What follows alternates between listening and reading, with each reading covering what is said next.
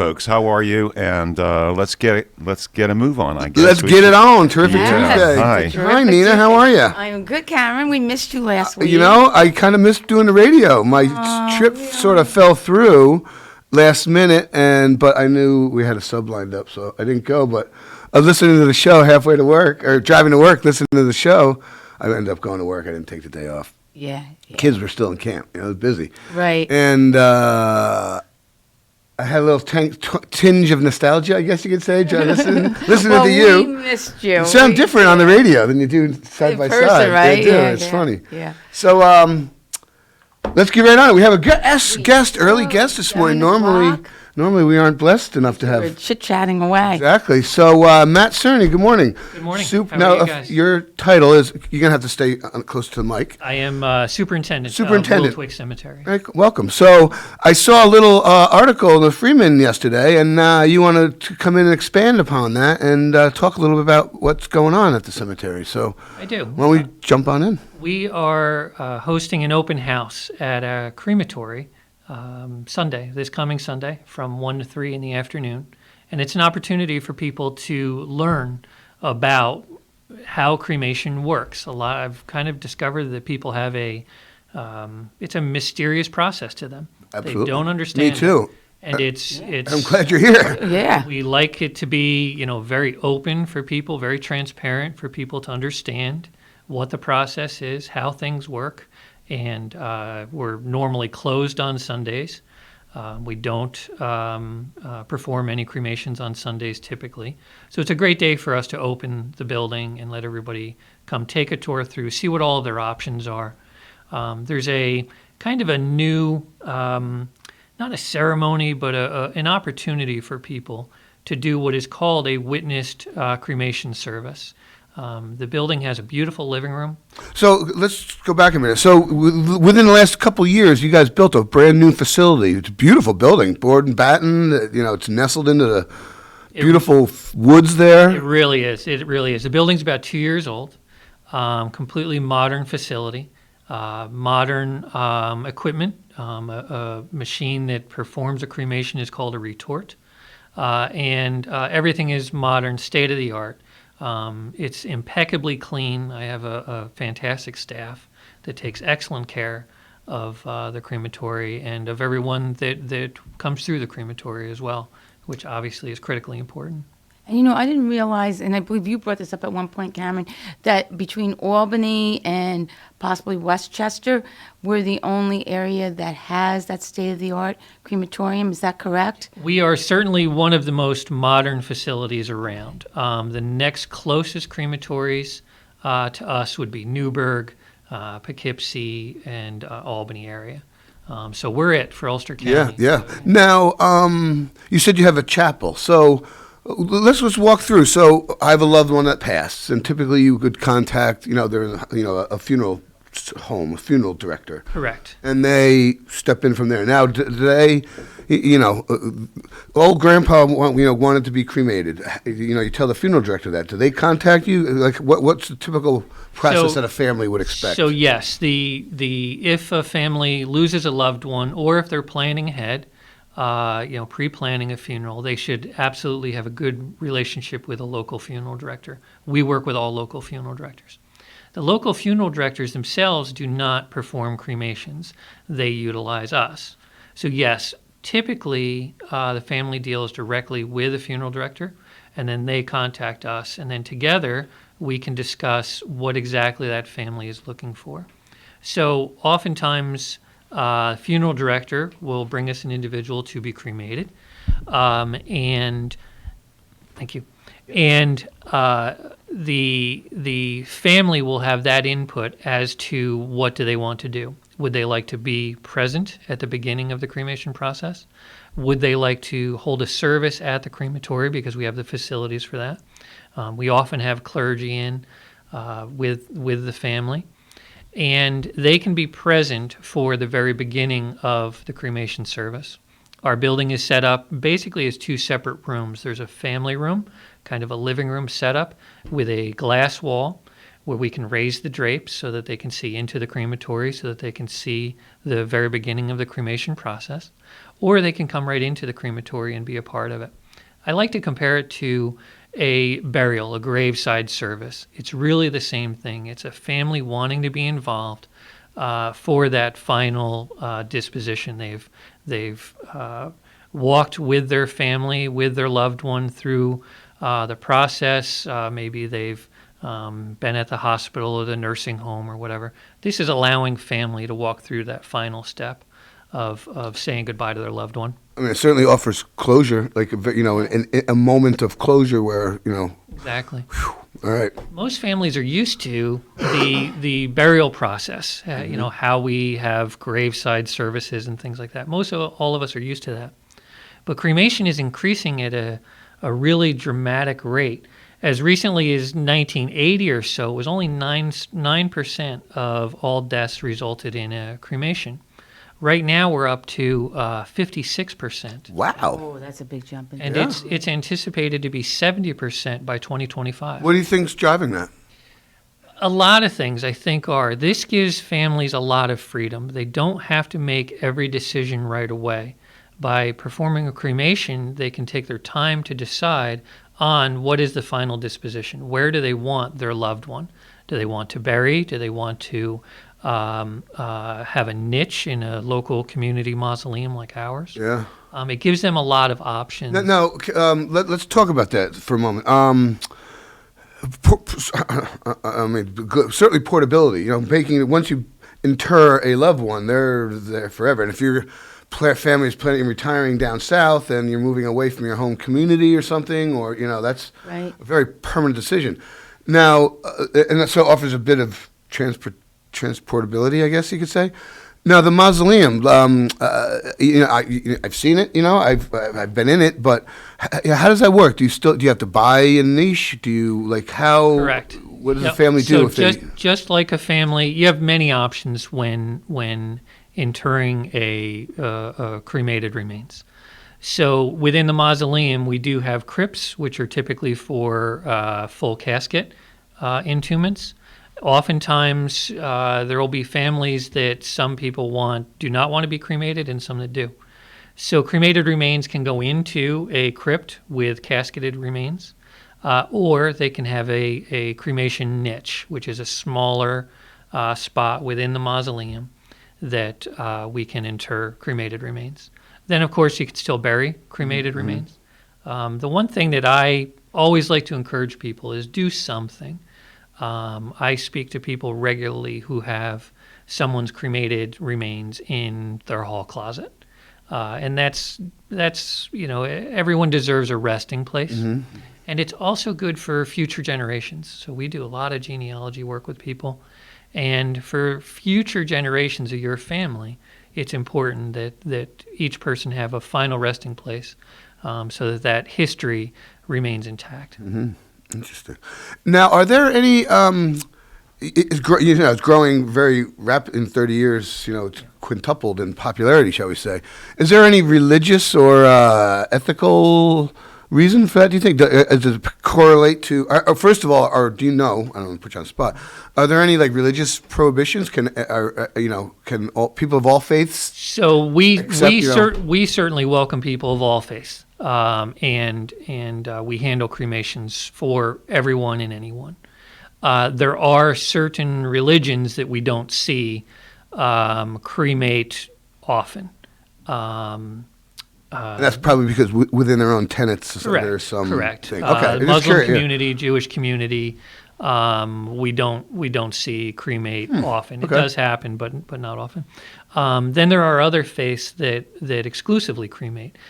We do a lot of Hindu and Sikh services. Traditionally, yeah. And then certainly a lot of Christians now do cremate. And we've had even I was born and raised Roman Catholic, and long ago that wasn't really accepted. But now we have priests come right into the crematory with the family and do a final prayer and blessing there. And we do it all the time. No, if you don't, I don't know. I mean, you go right ahead, Carmen. Sometimes it's nicer when you don't have to say anything. Like you said, people can be at the start of for a during a ceremony, like Yes. a side, a side by side graveside ceremony, whatever, Correct. in a crematorium. For the start, is that just because it's a lengthy process, or is there prohibitions to the family sticking around? Well, it is. or- So, and this is something we'll discuss on Sunday. It's something that most people don't know or understand, and that's why we want to shed some light on it for people. But a cremation itself is about a 3-hour process. Overall, obviously, then there's a cooling process or well. So overall, it's 6 or 8 hours Oh wow! to perform a cremation from start to finish. So that's the reason why people like to be there at the very beginning, but then usually will leave. But our living room allows people to sit, relax, spend some time with their family, and we make it very comfortable. We have our Alexa speaker there so that people can play mom or dad's favorite song and just sit with their family and relax and to be a part of it. A little bit more comfortable than standing around a graveside Yeah, on certainly. a 95-degree day. Yeah. So let me ask you something. When the family does come and they utilize the room and so forth, how long do they actually stay through the process? Everyone is different. We have some families that'll come in and they just want to be there for the very beginning. They like to see it. People don't. A crematory is a huge mystery to most people. I think most people probably envision some dark, horrific-looking basement kind of thing. And our facility is bright, clean, modern. It is run by Stainless steel and professional tile, people. and then no, No. Okay. Yeah, well, you're welcome to stop Yeah, by I and take a look. want to. But it's bright, it's clean, it's modern. It's run by professionals who take great pride in what we do. So it's not some mysterious. We don't want it to be some mysterious place that people just can't envision. I think it's important that if you're going to, through your funeral director, if you're going to entrust your loved one to us, you should have a comfort with what we are doing and what our facility looks like. Individuals are trained in the process, so you go through a training course, or I always visualized that the funeral director was basically the person that was in charge of all that, but that's not the case. So not exactly, but it is very important. We serve most regularly the funeral directors. Most funeral directors in Kingston, I probably see them several times a week. We perform up to 10 to 12 cremations per day. So we work with the local funeral directors constantly, so they know us. So that's one of the important things that families need to discuss with their funeral director is the trust that they have in us. But they're in our facility constantly and throughout our facility. So they have developed a comfort level of the safety and security, the respect that we provide each person that we serve. And that's important. That needs to be communicated to families. So I just want to say, this is a call-in show, 331-9255. We're on the air with Matt Sirni, Superintendent of Whitwick Cemetery. And why don't you just announce your event this Sunday again, and a phone number or whatever. So this coming Sunday, which is August 14th, we are having an open house at the crematory from 1 to 3 p.m. We don't have a scheduled program or presentation. It's simply for people to come in and have some refreshments with us and take a tour, if they would like, of the crematory. And we will answer any questions people have. Some people have very detailed questions, things that bother them, things that they have heard in the news from years ago or something that have always bothered them. And we can answer every question there is. Yeah, I'm sure. Completely transparent. We want people to see the operation and see the care and caution that we use with every single case to make sure their loved one is treated the way they should be. Yeah, I'm sure there's a sea of misinformation out there over the years, an urban legend or Correct. urban myth or whatever, Yes, you know. Exactly. So 10 to 12 a week, that's, wow. Is that 2 shifts? How many? So we do. We run on a busy day, and in in death care, you never know what Never your a next slow day is day, going to be yeah, like. sorry. No, sometimes there are slow days, and sometimes there are That's- very busy That's days. So, refreshing, I suppose. yeah. Yes. So yes, we do have. We basically do run second shift on a busy day. We all start together at 8:00 in the morning, and if we know by noon or 1:00 in the afternoon it's going to be a busy day, we have one crematory operator who will go home, and he'll come back and kind of do a night shift. So how many FTEs are associated with the? I mean, do you have I'm sure the cemetery you have variety. You know, have clerical. We have a staff, variety. We do. Maintenance. We do. You know, boots on the ground, trimmers and mowers. How many? So we work in a process where I want everybody on site to learn just about every job in the place. Because some days we have multiple burials out in the cemetery, so we all need to have that ability, and some days we can receive multiple cremations and need additional help there. What's important about the cremation aspect of that is in cremation, one of the biggest concerns that we hear most often from people is, and I'll be very blunt, but people often ask, how do I know it's my loved one we're getting back? And I love that question because there is a very clear process that, especially in the crematory, that I can explain that this is how you know and I know you're getting your loved one back, their cremated remains back. But that process requires 3 different people. So we have one person who takes in the information, receives the information from the funeral director. That's in our office. From there, the individual to be cremated and their associated paperwork goes to the crematory. The crematory operator then checks over all that information, confirms identity, confirms information with the funeral director. The funeral director is still there at this point. Then the cremation process happens, and then myself as superintendent of the grounds, I review all paperwork again. So you have 3 different sets of eyes on a process to make sure that there are no mistakes whatsoever. We don't even accept spelling mistakes. To me, that's unacceptable in what we do. That people want to know that our detail is impeccable.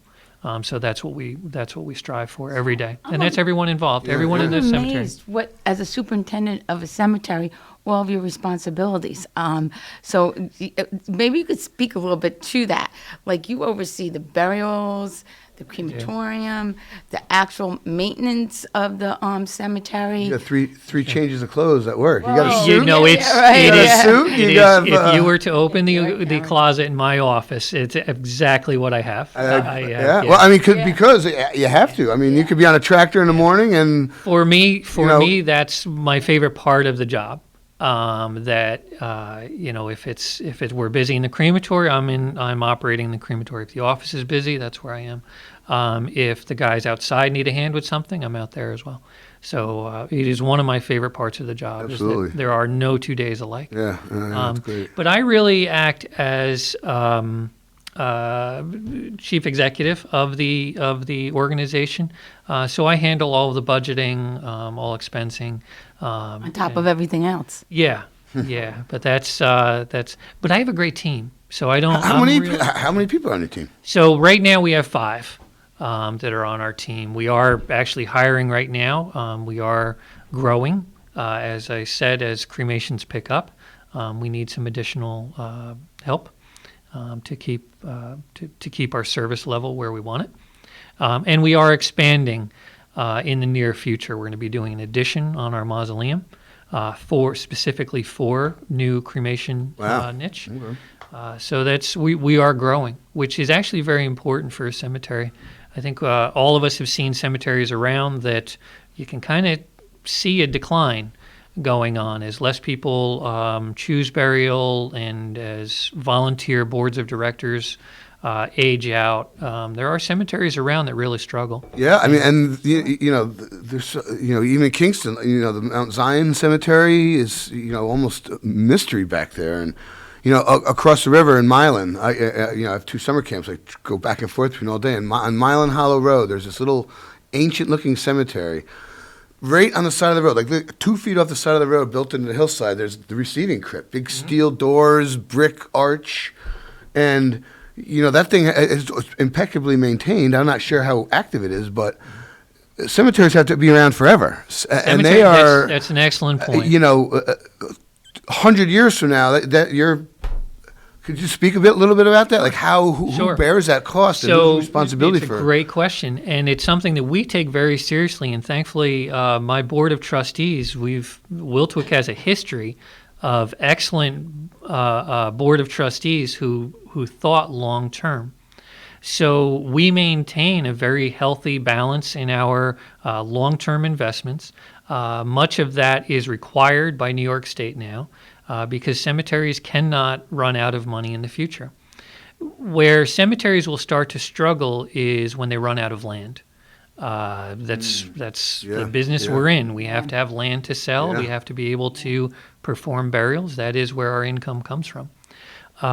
But a well-run cemetery does look far into the future. So we're very fortunate that we've been managed well over many years. And we have a healthy financial outlook, and we are growing. So as we add on to the mausoleum, as we add land to allow for future burials, we have several hundred years of good times ahead of us. Yeah. You drive through like Long Island, and you drive. Oh my gosh! Cemeteries take like 3 minutes to drive past on the BQE. Oh my goodness! Huge. So. There are others. Kind of, my dad's involved in the cemetery, so here's some of these things. He's not buried there. He's on the board of trustees. No, he's on our board of trustees. No rumors out there, listeners. My dad's having, whatever. Some natural and alternatives to the traditional box in the ground, headstone. Yep. Can you talk about that for a minute? So there are what Cameron is referring to. There are a lot of options now, and that's what is new and different about the funeral industry. So we do perform what are referred to as green burials, where people choose not to use embalming fluids on their loved ones. They choose not to use concrete burial vaults, metal or wood caskets with a high gloss finish of petroleum products on them. Many people are now choosing to be buried in a plain pine box. Boot Hill, like the old days. Wrapped in, cotton cloth, and we absolutely can honor that. The people that want to do that. I don't want to say extreme, that's not the right word, but the other end of that, people can choose. There are families that are willing to honestly pay an additional cost. They don't want the grave dug with machinery. They want it dug by hand. Wow. So to have a truly green burial, we can accommodate those requests. And people are choosing that. There are green burial sections and areas of some cemeteries. We don't have it. We do maintain all of our burial areas, and to be a truly green burial, that means that the area will not be maintained. It'll just be left. Oh, wow. And we just don't have an area where that's feasible for us right now. We may in the future, but not something we'll tackle right now. But if someone wanted to have a hybrid, like plain pine box with a headstone, Yes, we can certainly do that. Okay, we can certainly, and we do. We do. To me, personal interjection here, the vault and the casket, that's something that's going to be in the ground forever, and just return ashes to ashes. Might as well have become part of the ecosystem again. That's my personal introduction. Right. But and a lot of people feel that way. I think that that is the green movement, if you will, is part of the reason we're seeing such a large increase in the cremation rates. I would think, in my mind, it is theoretically, and to most people, it is a greener option not to take up that cemetery space, not to use. Well, they can still use embalming fluids and things like that to show, but most people do find that it is a greener solution. Then there are new things that are coming that are a little surprising to a lot of people. But there are things coming that you will see and become more familiar with in the next probably decade or so. One of which is referred to as water cremation, or flameless cremation, which is basically a chemical reaction where the body is reduced just to skeletal bone by this chemical process, but that is also less impactful on the environment. And then there is... Isn't that how the mob used to get rid of bodies? Dissolve them, dissolve them with a little lye, a box of lye in the bathtub. Make sure you take the fillings out of the trap. So, That's too many mob movies. Then there's another process that is called organic reduction, and that is basically composting. Composting. So that is going to that is you're going to hear more and more Sky about burial, like they do in Nepal. Have the stake you out, have the vultures carry you off. New York State is not going to let me do that. You can't do that on top of overlook. Stake me out and let this. The vultures. It's whatever. So cool. So we have just a few seconds left. So open house Sunday, 1 to 3 p.m. People can call our office. We are asking for people to RSVP if they could, just so we can get a good count and make sure I have enough food there for everyone. But it's 1 to 3 p.m. Our crematory is located at 205 West O'Reilly Street in Kingston.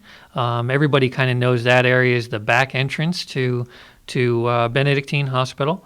And our phone number is 331-0199, so people can RSVP and we can be ready for everybody for our open house Sunday at 1 to 3. And the weather's looking good for the weekend. So it is. It should be a nice weekend. People come on out. So great. Well, Matt, thank you so much. Appreciate your time. And very much. It's great to see you both. Yeah, thank you so much, and good luck on Sunday. And thank you. Yeah, with the rest of your summer. So, Dan, we're bottom of the hour. Let's go to